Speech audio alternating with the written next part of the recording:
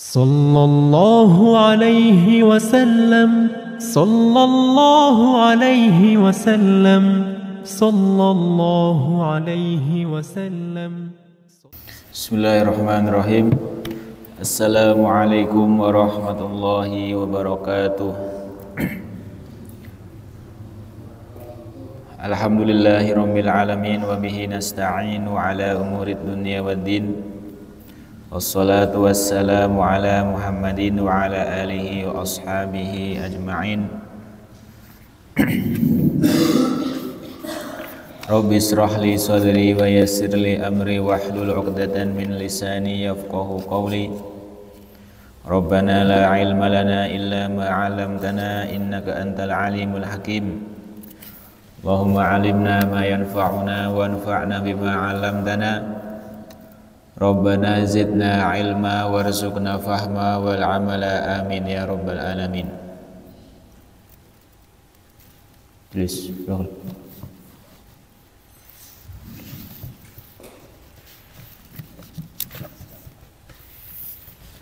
Tulis.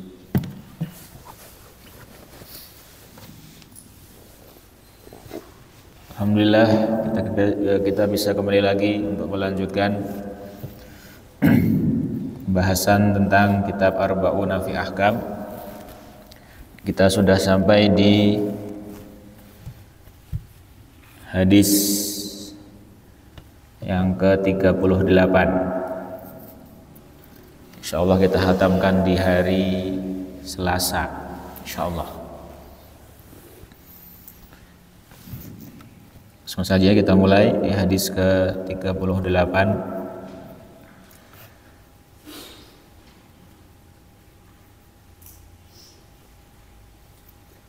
Al-hadis as-samin was-salasun, hadis ke-38. An Abdullah bin Mas'ud radhiyallahu anhu qala qala Rasulullah sallallahu alaihi wasallam la yahillu damu imri'in muslimin yashhadu an la ilaha illallah wa anna Rasulullah illa bi ihda thalathin an-nafsu bin nafsi wal thayyibu zani wal mariku minad dini at-tariku lil jamaah. Akhrajahul Bukhari wa Muslim. An Abdullah bin Mas'ud radhiyallahu anhu, dari Abdullah ibnu Mas'ud,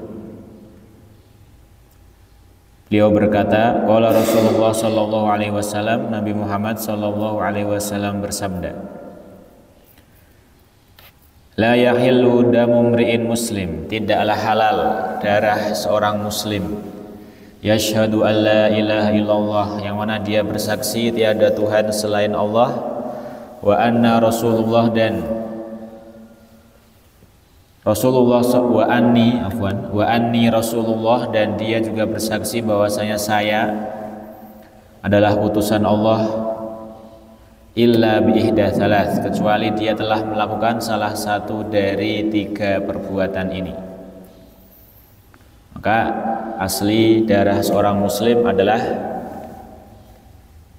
haram, tidak boleh ditumpahkan begitu saja, kecuali jika dia melakukan salah satu di antara 3 hal ini. Apa itu? An-nafsu bin nafsi, ketika dia menghilangkan nyawa maka harus dibalas dengan nyawa. Maksudnya apa di sini? Membunuh. Yang kedua, as-sayyibu zani, seorang thayyib yang berzina. Di sini apa yang kita ketahui dari thayyib? Orang yang sudah menikah dan juga ditinggal suaminya, entah karena dicerai atau meninggal. Berarti kalau ada si sayyib atau orang yang sudah menikah, sudah punya pasangan, sudah punya istri atau sudah punya suami, tapi belum pisah, kemudian berzina, apakah masuk ke bab ini? Iya. Jadi sayyib itu apa? Seperti yang dikatakan di syarah ya, bahwasanya as-sayyib itu man hasala minhu an-nikah. Ya, man hasala minhu an-nikah. Siapapun yang sudah menikah itu namanya sayyib. Walaupun suaminya masih ada atau istrinya masih ada. Paham? Nah, maka di sini di syarah yang kami baca dikatakan bahwasanya as-sayyibu huwa man hasala minhu an-nikah. Tsumma ba'da dzalika hasala minhu zina. Kemudian dia itu berzina, fa innahu yakunu dzalika muhsanan. Maka ketika itu dia sudah dikatakan muhsan. Wa fayakunu hukmuhu ar-rajm, maka hukumnya dirajam. Walau kana hina zina la zaujata lahu. Ya, walaupun ketika berzina itu tidak ada pasangannya. Jadi di sini apa? Walaupun seorang yang sudah menikah kemudian suaminya sudah wafat atau istrinya sudah wafat atau sudah pisah, kemudian dia berzina, maka dia tetap masuk ke hadis ini. Jadi sayyib di sini bukan berarti dia harus masih punya pasangan kemudian baru masuk ke pembahasan ini. Tapi siapapun yang sudah menikah kemudian dia berzina, mau pasangannya masih hidup atau sudah wafat, masuk ke hadis ini. Paham ya? Jadi walaupun ada atau tidak ada, yang penting sudah menikah. As-sayyibu zani.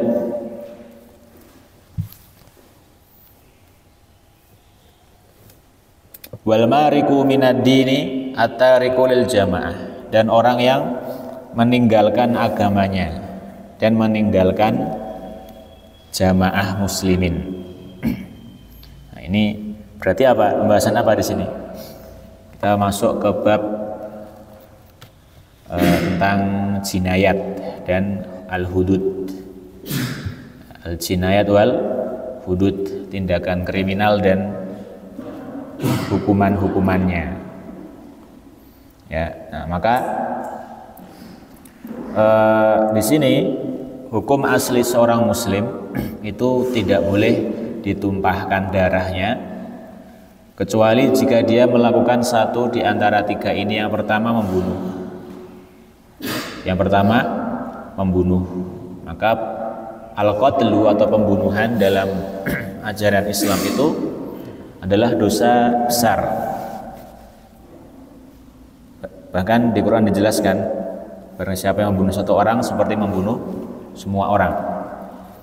Nah, maka karena ini juga merugikan keluarga korban, bukan hanya korbannya saja tapi keluarganya korban juga, dan agar orang lain itu tidak ketularan keburukan ini, maka dalam Islam hukumannya apa? Al-qisas. Dalam Quran dikatakan walakum fil qisasi hayatun. Dalam hukuman qisas itu ada kehidupan. Jadi kehidupan di sini maksudnya apa? Mempertahankan kehidupan yang lainnya. Karena kalau tidak dilakukan seperti itu, maka pembunuhan di mana-mana, tidak akan ada yang takut akan hal itu. Kemudian yang kedua, as-sayyibu zani, orang yang sudah menikah dan dia berzina walaupun pasangannya sudah wafat, walaupun sudah cerai.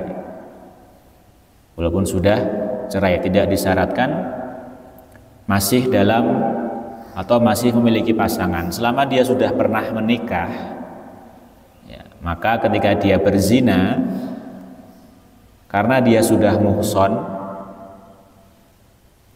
maka hukumannya apa? Rajam.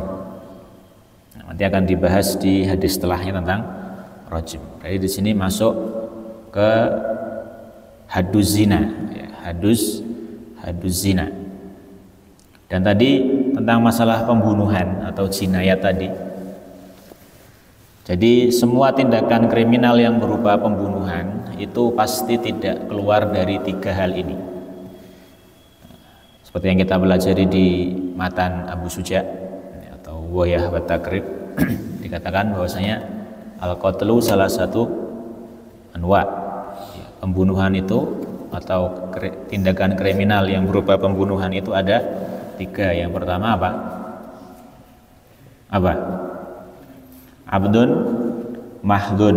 Abdun mahdun itu kita membunuh dengan sengaja dan terencana. Ada orang sudah melakukan pembunuhan berencana dan dia melakukan itu dengan sengaja, dengan sadar dan dengan alat yang bisa menghilangkan nyawa seorang, dengan pisau, dengan senapan atau dengan apapun itu yang bisa membunuh seseorang.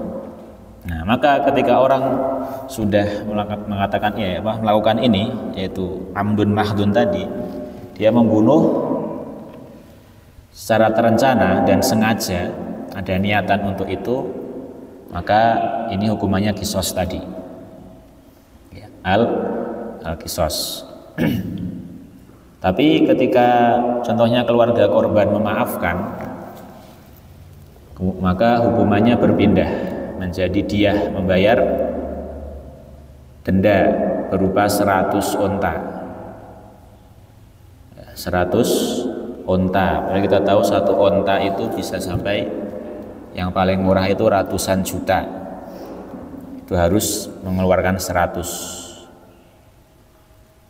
Itu kalau keluarganya ingin tidak dikisos pelakunya, kita inginnya dia contohnya, maka dikasih atau dia harus mengasih 100 onta. Kemudian bentuk tindakan kriminal yang berupa pembunuhan yang kedua adalah amdun khata. Amdun khata. Apa itu amdun khata? Ya, kita memukul seseorang atau melukai seseorang dengan niatan tidak ingin membunuhnya, tapi ternyata dia wafat. Contohnya kita sedang main-main sama teman, makanya hati-hati ini yang sering bercanda, mukul-mukul temennya, dorong-dorong temennya, contohnya dorong-dorong, kita dorong sebentar, kita pukul pelan, tapi dia kepleset karena licin contohnya, kemudian jatuh masuk ke sumur contohnya, atau jatuh dari lantai yang tinggi, dari ketinggian. Nah, itu kan orang itu tidak bermaksud untuk membunuhnya, tapi cuma bercanda, dorong-dorongan. Tapi karena kita tidak tahu kalau di sana itu licin, kita dorong, akhirnya dia licin, jatuh, wafat karena licinnya tadi. Tapi sebab dia jatuh kita dorong. Yang normalnya ketika seorang hanya mendorong itu tidak mungkin wafat. Normalnya seperti itu. Atau kita main pukul-pukulan pakai bantal atau pakai kertas, pakai buku tulis. Normalnya orang dipukul sekali pakai buku tulis itu mati nggak? Normalnya nggak. Beda kalau kita pukulnya pakai parang atau pisau, beda lagi. Itu masuk kemana berarti? Amdun mahdun tadi. Tapi ini dia mukul dengan senjata atau sesuatu yang tidak membuat seseorang itu cedera, bahkan cedera pun tidak, tapi ternyata wafat. Nah, maka itu juga dikisos. Itu juga dikisos. Tapi nanti ketika dia dimaafkan, itu membayar diah juga, tapi diah yang sugro, 100 onta dibagi 5. 100 onta dibagi 5 dan bayarnya boleh dicicil.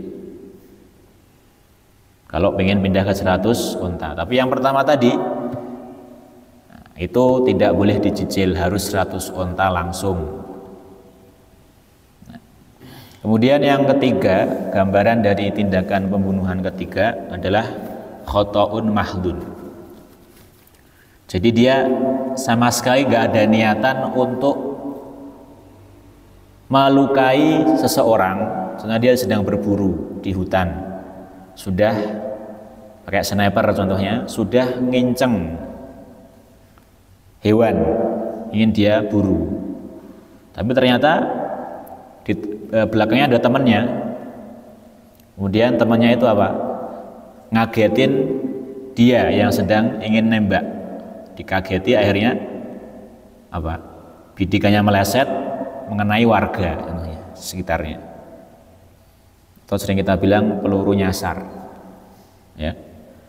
Tapi kita benar-benar nggak ingin mengenai seseorang, contohnya ingin latihan atau ingin apa, berburu hewan, tapi ternyata ya karena insiden tadi membuat kita membunuh seseorang. Nah, ini tidak ada kisos, tapi hanya dia saja. 100 unta, karena kita dari awal sudah nggak ada niatan sama sekali untuk melukai seseorang, ingin memburu hewan. Tapi karena kita tadi ada gangguan, maka mengenai orang dan wafat. Nah, semua pembunuhan tidak akan keluar dari 3 tadi. Entah itu sengaja dan direncanakan, atau kita sengaja memukul seseorang tapi dengan sesuatu benda yang tidak bisa membuat dia terluka tapi ternyata wafat. Atau yang ketiga, kita sama sekali nggak ada niatan untuk melukai manusia, ingin berburu atau apapun itu. Nah, kita ingin menebang pohon pakai gergaji mesin, ya sudah kita atur jatuhnya, ternyata malah apa? Terkena rumah warga dan wafat semua di sana. Nah, ini juga termasuk tadi, tidak ada kisos, tapi harus dia. Dan tidak semua itu berhak untuk dikisos ketika dia membunuh. Ada syaratnya. Maka ada syurutul kisos, syarat orang berhak dikisos ketika dia membunuh. Yang pertama, balik. Yang membunuh itu sudah balik. Kalau masih sobi, masih kecil, ya, maka tidak dikisos. Kemudian akil, berakal. Majnun, orang gila, ketika dia membunuh seorang tidak dikisos. Kemudian alla yakuna walidan lil maktul. Yang membunuh itu bukan orang tuanya korban. Kalau yang membunuh adalah orang tuanya sendiri, itu juga tidak dikisos. Ya, dikisos. Nah, kemudian korbannya adalah tentunya dalam peperangan. Di zaman Nabi contohnya perang melawan orang kafir, itu kan membunuh. Dikisos enggak? Enggak. Nah, itu yang selanjutnya. Nah, maka ini syarat-syaratnya. Nah, kalau tidak memenuhi syarat tadi, maka tidak berhak untuk dikisos. Nah, kemudian as-sayyibu zani, nanti di hadis setelahnya kita akan jelaskan. Kemudian al-mariku minaddin, orang yang keluar dari agama.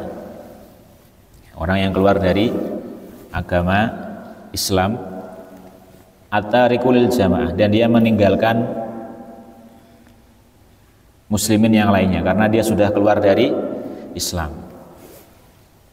Maka ini sudah menjadi ketegasan, ya, agama Islam ini, bahwasanya agama Islam ini tidak seperti kamar mandi yang mana orang masuk keluar bebas. Bukan seperti itu. Tapi ketika seorang sudah masuk agama Islam, maka dia tidak semena-mena bisa keluar masuk. Memang kalau dalam membahas kita memaksa orang untuk masuk agama Islam itu tidak, karena jelas ya la ikraha fiddin. Tapi ketika sudah masuk, dia nggak boleh main-main dengan agama Islam. Ya, tidak boleh main-main dengan agama Islam. Dengan cara apa? Masuk nyoba. Kalau udah nggak asik tak keluar. Gak bisa seperti itu agama Islam. Tidak seperti kamar mandi. Kita masuk kamar mandi, kemudian kalau sudah selesai hajatnya keluar. Besok masuk lagi, keluar lagi. Tidak seperti itu. Tetapi walaupun dia contohnya ada orang Muslim, naudzubillah min dzalik, ya, dia keluar dari Islam, itu tidak semerta-merta langsung dibunuh, tidak. Tapi apa?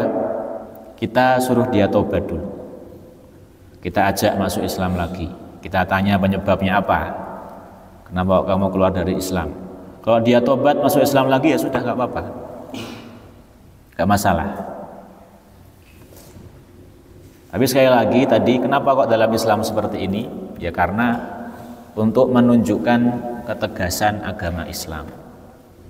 Ya, untuk menunjukkan ketegasan agama Islam, agar tidak orang itu masuk agama Islam tidak main-main, harus memantapkan diri dulu. Harus memantapkan diri. Tidak hanya contohnya terpaksa atau ikut-ikutan dan sebagainya. Dia harus memantapkan diri, karena ketika dia masuk itu tidak boleh keluar dengan sembarangan. Nah, penyebabnya itu kenapa harus menjadi halal darahnya. Tapi dengan syarat tadi, ya kita sudah mengajaknya lagi, atau tetap nggak mau, malah dia ngecek-ngecek dan lain sebagainya. Nah, ini kita harus membawanya ke qadhi. Itu bukan kita yang mengeksekusi. Kita harus membawa ke qadhi. Intinya di sini tujuannya itu. Kenapa kok harus ada al-qatl untuk yang keluar dari agama Islam. Kemudian kita lanjutkan di hadis ke-39. Al-hadis at-tasi' was-salasun. An Jabir bin Abdullah al-Ansari radhiyallahu anhu anna rajulan min Aslam ata Rasulullah sallallahu alaihi wasallam fahaddatsahu annahu zana fashahida ala nafsihi arba'a syahadatin fa amara bihi Rasulullah sallallahu alaihi wasallam farujima wa kana qad ahsana. Akhrajahul Bukhari wa Muslim. Dari Jabir bin Abdullah al-Ansari radhiyallahu anhu anna rajulan, bahwasanya adalah seorang min Aslam, dari sebuah daerah, namanya sebuah kaum dari Aslam, Bani Aslam. Ata Rasulullah sallallahu alaihi wasallam, mendatangi Rasul, fahaddatsahu annahu zina, kemudian dia mengaku berzina. Dia mengaku berzina. Fasyahida ala nafsihi arba'a syahadat, kemudian dia bersaksi kepada dirinya sendiri dengan 4 kali persaksian. Fa amara bihi Rasulullah sallallahu alaihi wasallam farujima, kemudian Rasulullah sallallahu alaihi wasallam memerintahkan untuk dirojam. Wa kana qad ahsana, dan dia itu sudah muhson. Ya, sudah muhson atau sudah menikah. Ini orang yang datang ke Rasul siapa namanya? Ma'is bil ain, bukan hamzah ya. Ma'is bin Malik. Jadi orang ini mengaku berzina. Jadi seperti yang dikatakan guru kami ketika dulu di Sudan itu, Syekh Amin hafizahullah taala, bahwasanya dari mulai Nabi hidup sampai wafat, peristiwa rojam itu bukan karena ketahuan, tapi mengakui. Ya, mengaku. Jadi sahabat yang berzina ini mengaku. Jadi tidak ada yang kemudian 4 sahabat melihat sahabat yang lain berzina, nggak ada. Adanya apa? Mereka semuanya mengaku. Salah satunya ini kan. Fahaddatsahu annahu zana. Dia ngomong ke Nabi, saya telah berzina. Nah, maka di sini adalah pengakuan. Kemudian tentang zina tadi sudah dibahas, perbuatan zina khususnya bagi yang muhson, yang sudah menikah, baik laki-laki atau perempuan, ketika berzina itu apa? Di rojam. Gimana rojam itu? Ya dilempari batu. Dilempari batu sampai meninggal, sampai wafat. Nah, kemudian kita harus tahu di sini zina itu apa? Ya, apa itu zina? Agar kita paham, karena memandang cewek dengan syahwat itu juga termasuk zina mata, ya kan? Kemudian dalam hadis yang lainnya, seorang perempuan menggunakan wangi-wangian dengan tujuan untuk menarik perhatian kaum laki-laki, itu sudah zina juga. Apakah zina ini yang dimaksud kemudian dirojam? Nah, kita harus tahu apa itu zina. Nah, kita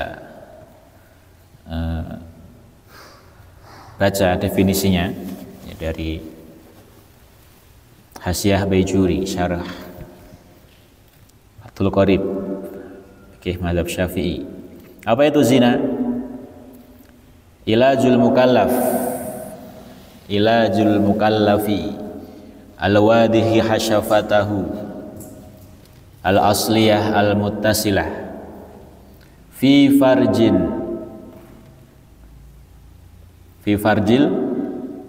mar'ati al-wadihah mushtaha tab'an. Itu zina.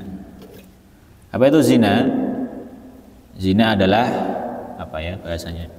Ilajul mukallaf. Orang yang sudah mukallaf di sini berarti apa? Balik akil. Ya Rehan, orang sudah balik, sudah akil, sudah berakal, kemudian dia dengan sadar, mohon maaf, memasukkan zakarnya ke, mohon maaf, kelaminnya perempuan. Jadi ini zina yang dirojam. Paham? Kecuali itu, walaupun sudah dikatakan zina, ya, itu tidak dirojam. Maka contohnya ada orang yang naudzubillah selingkuh, tapi tetap kita katakan itu zina atau tidak? Ya. Tapi apakah dia dirojam? Kita tanya dulu. Apakah sudah berhubungan intim atau belum? Paham maksudnya? Nah, tadi di penjelasannya apa? Al-wadi khasyafatahu al-asliyah. Dan itu asli. Wah, mohon maaf ya, zakarnya asli, yang masuk ke sana itu zakar yang asli. Ya. Maka kalau kecuali itu belum zina juga. Bahkan di sini dikatakan al-muttasilah, yang nyambung. Kalau sudah terputus, walaupun zakar asli, bukan zina juga. Nah, yang seperti ini itu kita harus paham, maksudnya ya agar kita nanti ketika menjadi seorang yang ditanya banyak orang, kita tidak menjawab dengan seenaknya. Maka di sini di syarah-syarah buku itu dijelaskan definisinya dengan lengkap, sehingga kita yang tadinya bertanya-tanya sudah terjawab semua sebenarnya. Dan apa tadi? Ya fi farjil mar'ah. Fi farjil mar'ah. Harus masuk ke kemaluannya. Kemaluan seorang perempuan. Yang kubul. Masuk ke yang kubul. Yang depan.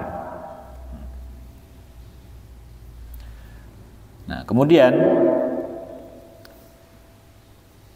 tadi, dan ini apa? Harus muhsan, syaratnya apa? Rojam itu apa syaratnya? Dirojam sampai wafat, sampai mati.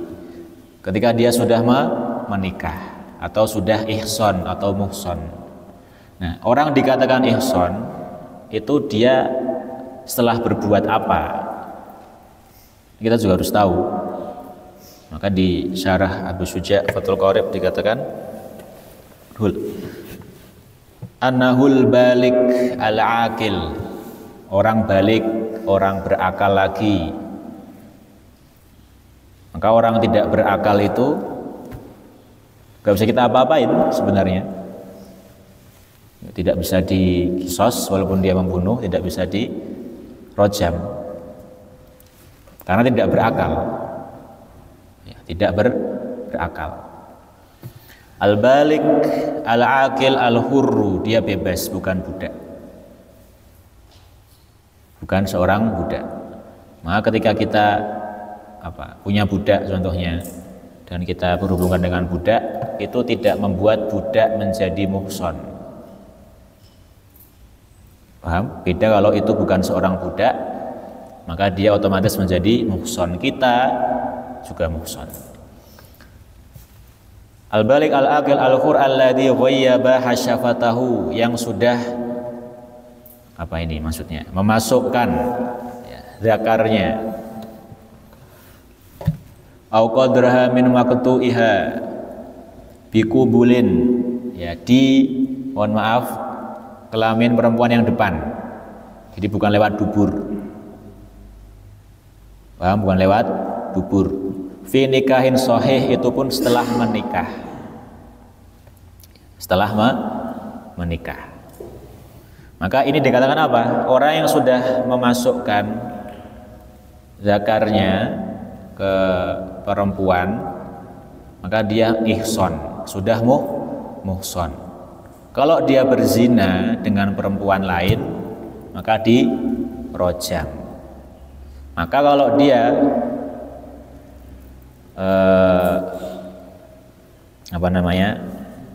masukkannya kemana tadi? Ke bukan kubul tapi ke dubur, ya, itu tidak dirojam. Itu zina bukan tapi? Nanti kita akan bahas. Kita fokus ke hadisnya dulu. Kemudian kalau dia berzina, jadi kita sudah tahu orang dikatakan muhsan kapan? Ketika dia balik akil al-hur dan dia berhubungan intim. Maka laki-laki dan perempuan ini sudah ihsan. Ketika dia berzina, apa itu berzina? Balik akil, al-mukallaf ya berarti ya. Balik akil, orang yang mukallaf, dan dia itu berhubungan intim dan dia sudah muhsan dengan syarat-syarat tadi, maka dia dirojam. Nah, tapi kalau belum muhsan diapakan? Kalau belum menikah, kemudian dia berzina dengan perempuan yang belum dia nikahi, diapakan? Dijilid 100 kali, dicambuk 100 kali kalau belum pernah menikah. Naudzubillah, contohnya pacaran kemudian kelewatan, tembus, ya, maka dicambuk 100 kali karena belum menikah, kedua-duanya belum menikah. Terus apa? Tidak hanya itu, dan taghribu am, dia diasingkan selama setahun. Diasingkan selama setahun. Karena dia di sini. Contohnya dia orang mana? Orang suatu negara contohnya.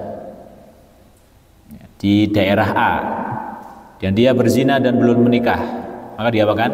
Dicambuk 100 kali, kemudian dia diasingkan di daerah yang jaraknya jauh dari rumahnya, minimal jarak yang diperbolehkan qashar. Paham? Jadi harus lebih dari 88 km diasingkannya. Itu kalau belum menikah, dicambuk dan diasingkan. Kalau sudah menikah apa? Dirojam. Nah, kemudian tadi kita menyinggung tentang apa? Kalau itu adalah dikubul, ya. Tahu kubul? Tahu ya, kubul. Kubul itu depan, dubur itu belakang. Nah, maka kalau terjadi kejadian itu di duburnya, ya, di duburnya, dan ini dilarang dalam Islam, walaupun istri sendiri,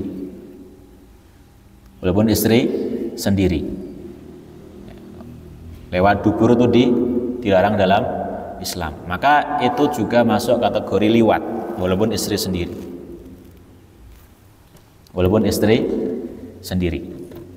Maka di sini dalam liwat juga ada definisinya. Apa itu liwat? Wal wat'u fi duburidz dzukur fi duburidz dzakar walau abdihi au fi duburil unsa. Jadi dikatakan dia sudah berbuat liwat. Liwat itu apa liwat? Hubungan sama jenis.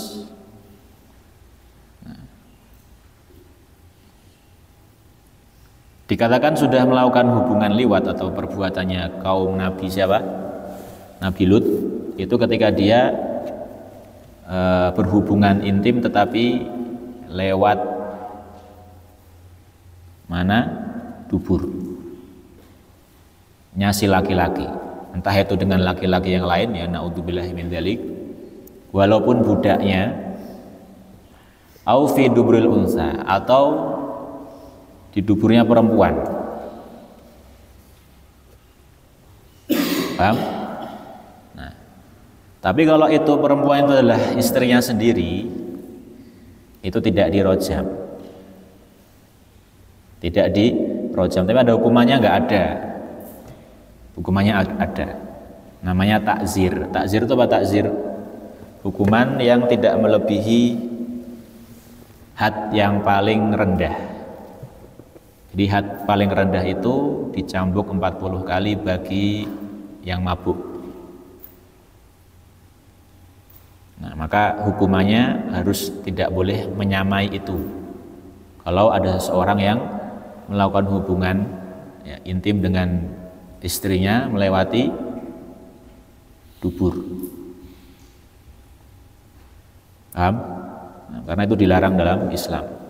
Tapi kalau bukan istrinya, sudah masuk zina, ya, sudah masuk zina. Dan apa hukumannya? Cambuk atau rojam? Dirojam. Ya, dirojam.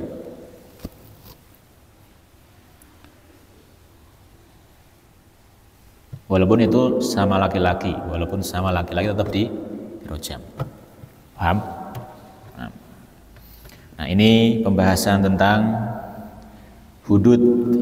Jadi kenapa kok seperti ini? Ya agar yang namanya zina, yang namanya membunuh itu dua perbuatan yang merugikan banyak pihak. Bukan hanya pelaku dan bukan hanya korbannya, tapi keluarganya. Membunuh itu merugikan pelaku sudah jelas, dan korban sudah jelas, tapi keluarga korban itu juga dirugikan. Karena apa ya? Karena dia keluarganya ada yang wafat karena dibunuh. Nah, maka Islam mengajarkan ketegasan di situ, agar menjaga kehidupan manusia. Dan juga dalam zina, agar zina itu tidak menyebar luas. Zina yang dimaksud di sini apa? Zina yang sampai berhubungan intim, agar tidak menyebar luas. Maka ada ketegasan di sana. Maka di sini Islam itu memang agama yang rahmatan lil alamin, penuh kasih sayang, tapi juga agama yang tegas. Bukan berarti penuh kasih sayang kemudian bebas melakukan apa-apa. Ada batasannya. Seperti halnya orang tua kita itu pasti sayang sama kita, Tapi apakah orang tua nggak ngasih aturan untuk kita? Ngasih nggak aturan? Kalau di rumah dikasih aturan nggak? Dikasih kan? Itu bukti bahwasanya orang tua itu sayang. Kalau orang sudah nggak sayang sama seseorang, itu ya udah dibiarin aja. Terserah kamu mau berbuat ini, berbuat itu, terserah. Tapi karena itu adalah contohnya orang tua itu pasti sayang sama anaknya, pasti akan diberi batasan-batasan. Kamu jangan ini, kalau main silahkan tapi pulang sebelum maghrib dan lain sebagainya. Kalau mau main HP silahkan tapi jam 9 harus tidur. Nah, itu aturan-aturan itu bukan pengekangan, tapi justru itu bukti kesayangan mereka, bukti sayangnya mereka dengan anak-anaknya. Kalau kita malah dibiarkan sama orang tua, dia terserah.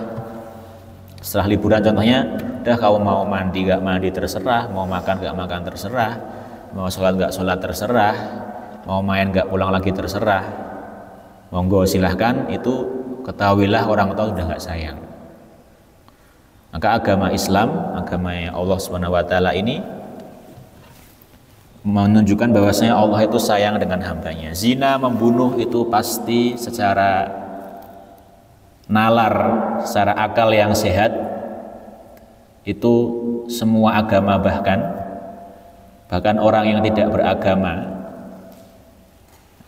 itu pasti menolak kalau dia memiliki akal yang sehat. Kalian tahu penyakit AIDS apa? Tahu? Apa? HIV itu kenapa? Menyebar lewat apa? Lewat hubungan intim. Tapi kenapa kok HIV tidak menyebar ketika sudah menikah? Jadi HIV itu apa? Ketika ada seorang yang berhubungan intim, kemudian ganti pasangan, ganti sana ganti sini, zina kemana-mana, akan tertular. Tapi kalau sudah sah dengan istrinya, walaupun contohnya 4 istri, nggak akan bisa, tidak bisa. Nah, inilah apa bedanya.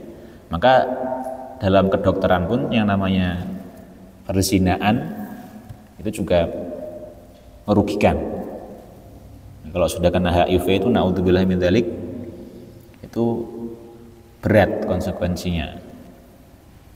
Nah, maka Islam datang dengan ketegasan tadi bukan berarti pengekangan, tetapi karena sayang dengan pemeluknya. Seperti halnya orang tua yang sayang dengan anak-anaknya. Jadi kita jawabkan. Wallahu ta'ala a'lam bishawab. Insyaallah kita hatamkan di hari Selasa. Sallallahu ala nabiyina Muhammad wa ala alihi wa ashabihi ajma'in. Wassalamualaikum warahmatullahi wabarakatuh.